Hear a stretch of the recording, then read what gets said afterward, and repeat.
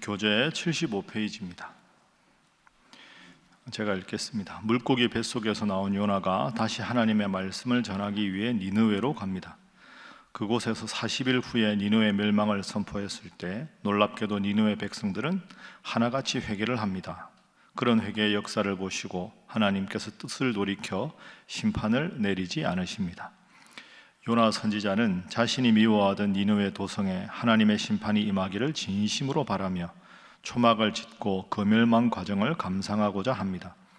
그러나 하나님은 방동굴로 그늘지어졌던 초막을 벌레를 보내 훼손하는 과정을 통해 요나를 깨우칩니다.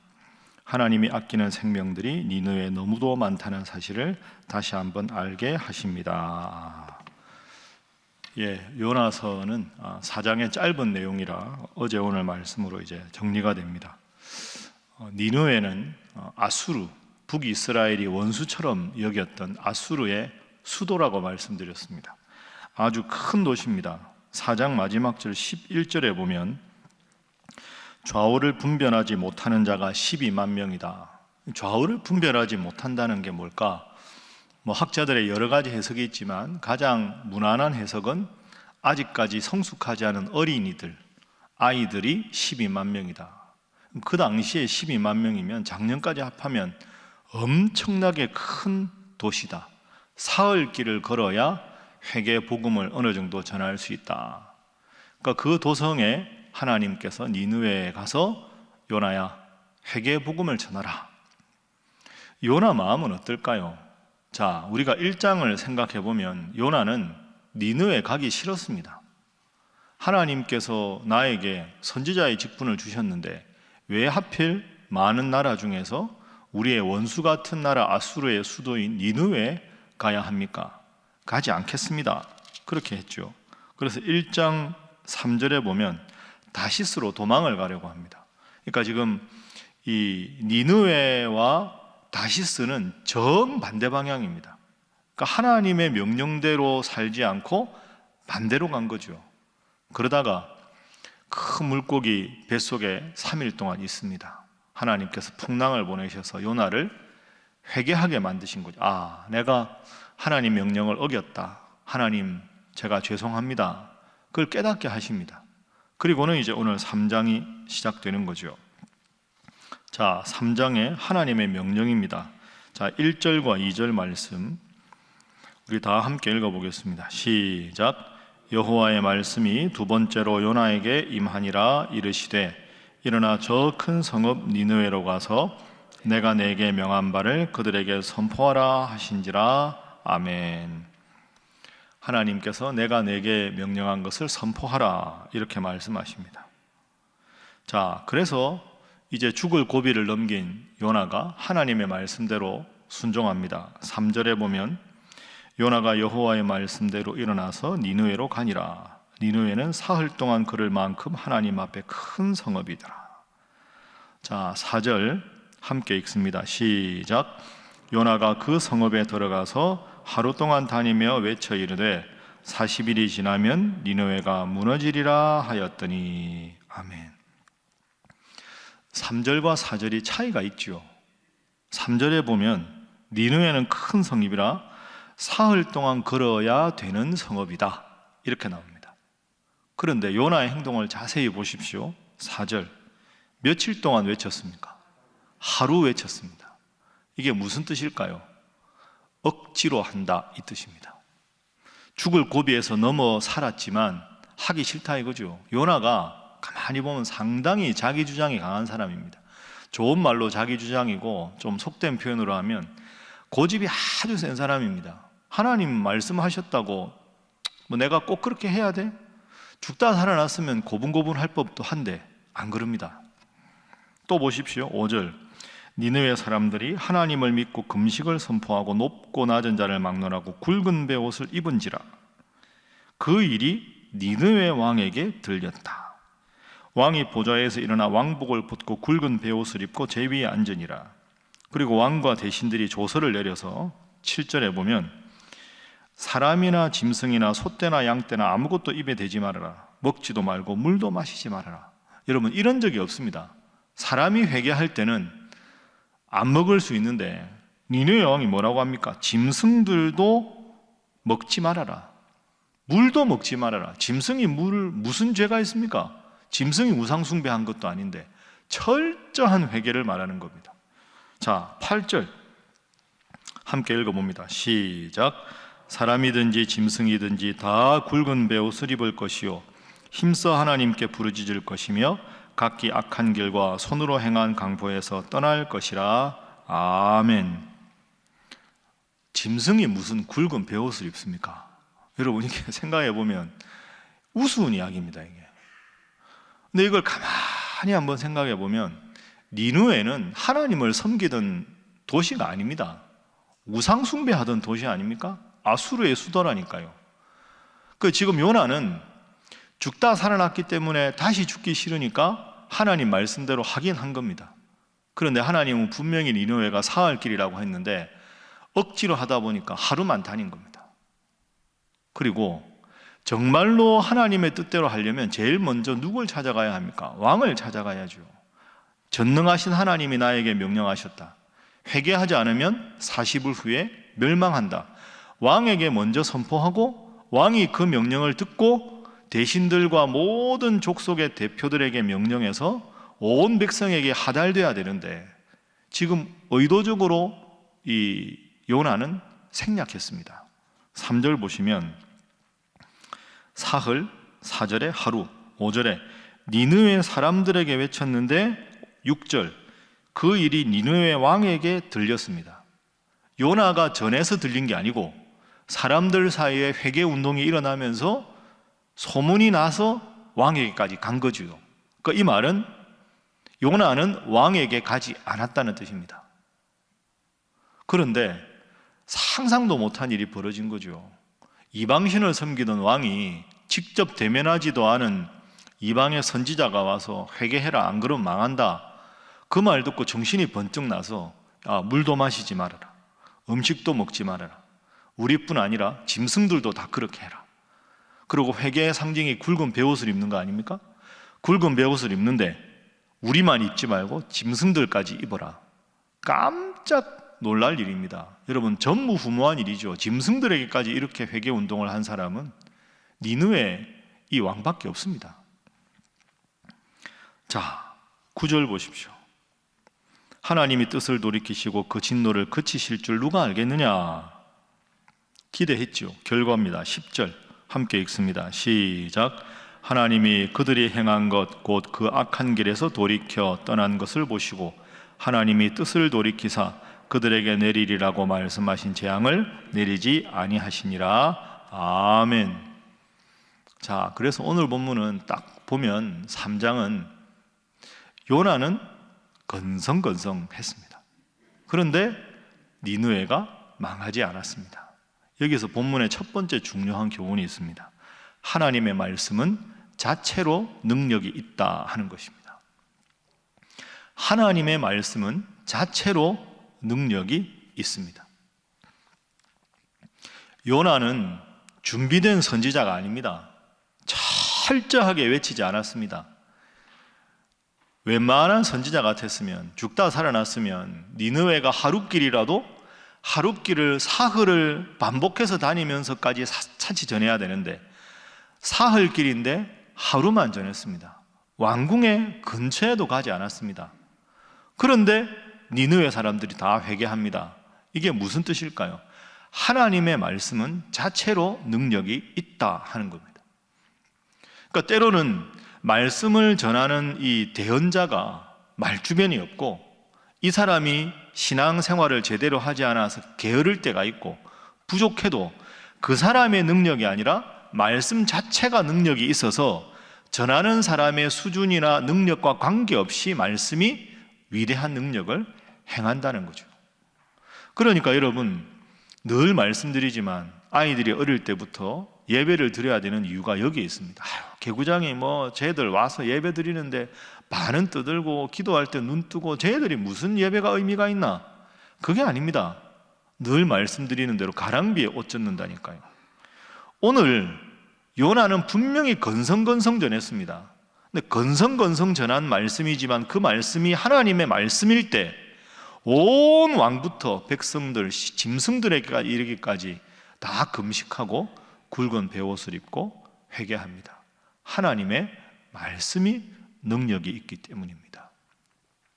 여러분, 그래서 새벽에 말씀 읽을 때 한 절 한 절 주석하지 않아서 때로는 이게 무슨 구절일까 궁금하실 때도 있고, 또 간밤에 너무 피곤한 날은 새벽에 말씀을 읽으면서도 말씀이 안 와닿을 때가 있고, 마음에 큰 걱정과 근심이 있을 때는 눈으로는, 귀로는 분명히 말씀을 읽고 듣는데 생각이 딴 데 가 있을 때도 있습니다.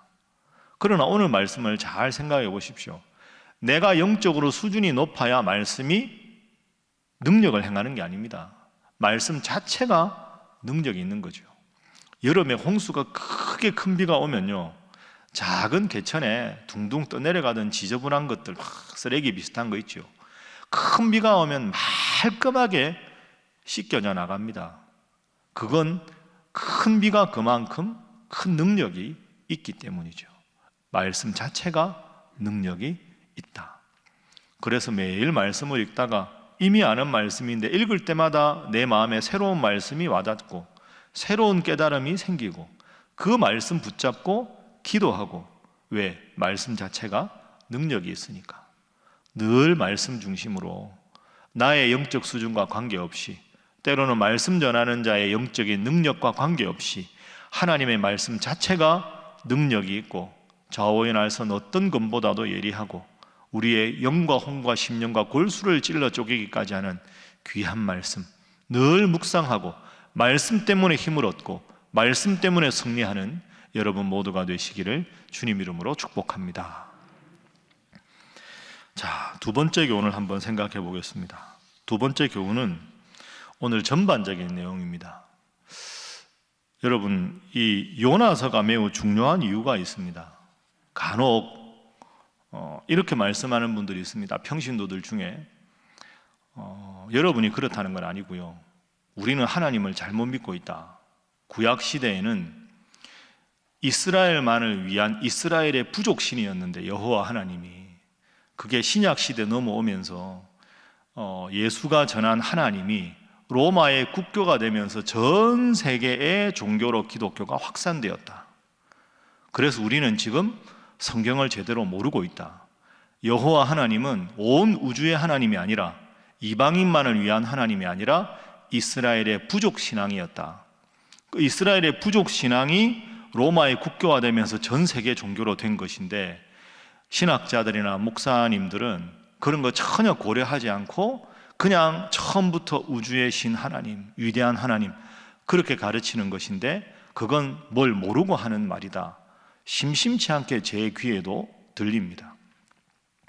여러분, 정말 죄송한데요, 전혀 신학을 1도 모르는 사람의 이야기입니다. 근데 그런 사람들이 주로 이제 어떤 이야기 하냐, 가나안 족속들을 점령할 때 하나님이 무자비하게 다 죽이지 않았느냐, 다른 신 섬긴다고 다 가차없이 처분하지 않았느냐, 바알과 아세라 신 섬긴다고 모두 멸망시키지 않았느냐, 그런 속 좁은 하나님이다, 이런 식으로 이야기하거든요. 하나님은 오직 이스라엘만을 위한 신이었다. 그게 구약의 메시지다. 그러니까 우리가 믿는 하나님은 성경의 하나님하고 지금 교회에서 고백하는 하나님이 다르다. 전혀 말도 안 되는 이야기입니다. 그건 신학의 신자도 모르는 이야기지요. 혹시 여러분들에게 그렇게 누가 말씀하시면 하나님은 이스라엘 백성들에게만 관심이 있다, 그들만을 위한 신이다, 제일 그렇지 않다는 예가 요나서입니다. 요나가 지금 어디 가서 말씀을 전했습니까? 니느웨입니다. 니느웨가 어느 나라 수도라고요? 아수르 수도입니다. 북이스라엘이 어느 나라한테 망합니까? 아수르에게 망합니다. 몇십 년 후에.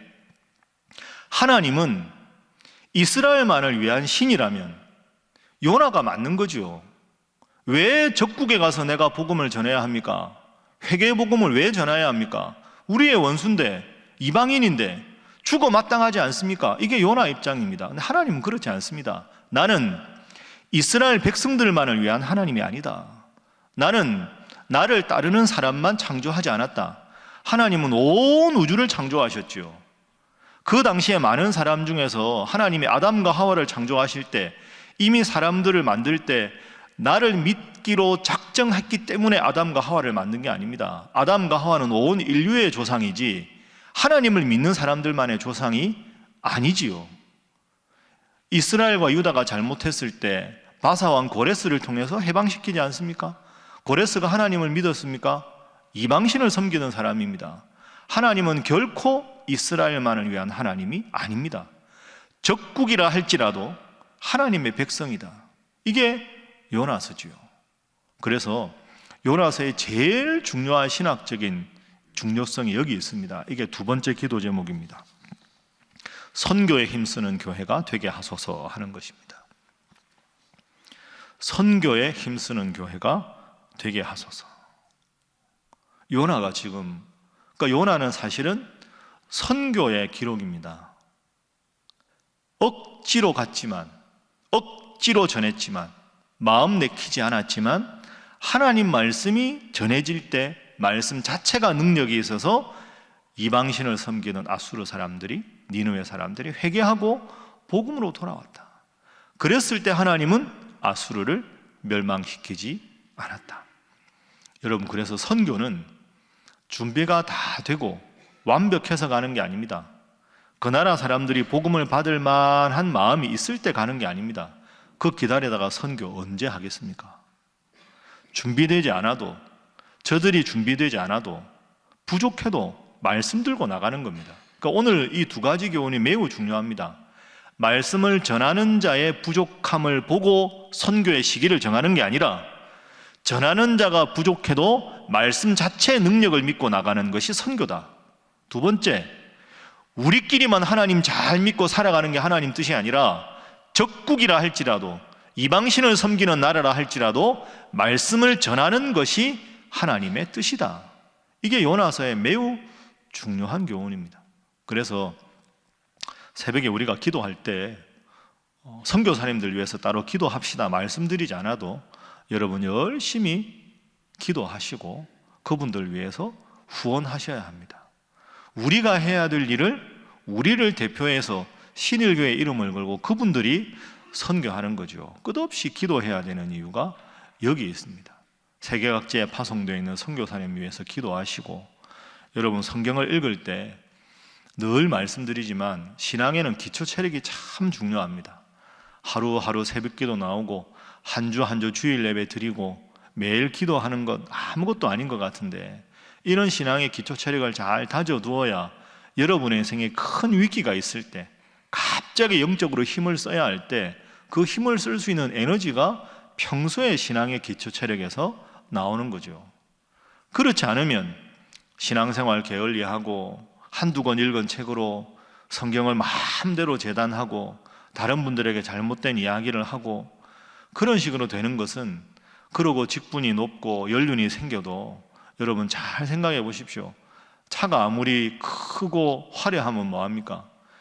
휘발유 한 번 넣고 디젤 기름 한 번 넣고 한 달, 두 달 달릴 수 있는 차가 세상에 어디 있습니까? 목사라고 해도 요나서 말씀 알아도 다시 말씀 준비하고 다시 원고 읽어보고, 여러분도 이미 알고 있는 말씀 다시 곱씹어 읽다 보면 깨닫는 말씀이 점점 더 새로워지고 내 입에 꿀송이처럼 달고, 끝없이 우리의 영적인 기초 체력을 다져두어야 오르막도 갈 수 있고 내리막도 갈 수 있고 더운 여름에는 에어컨을 틀어도 싱싱 달릴 수가 있는 거죠.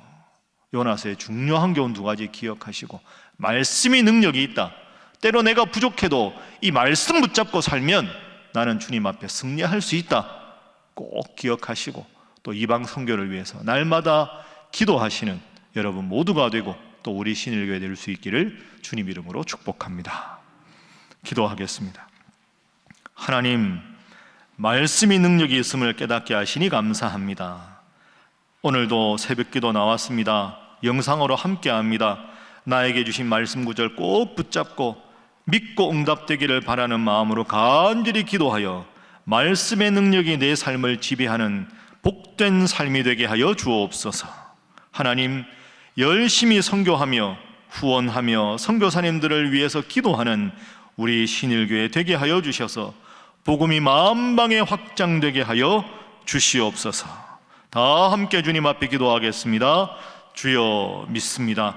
주여 믿습니다. 주여 믿습니다.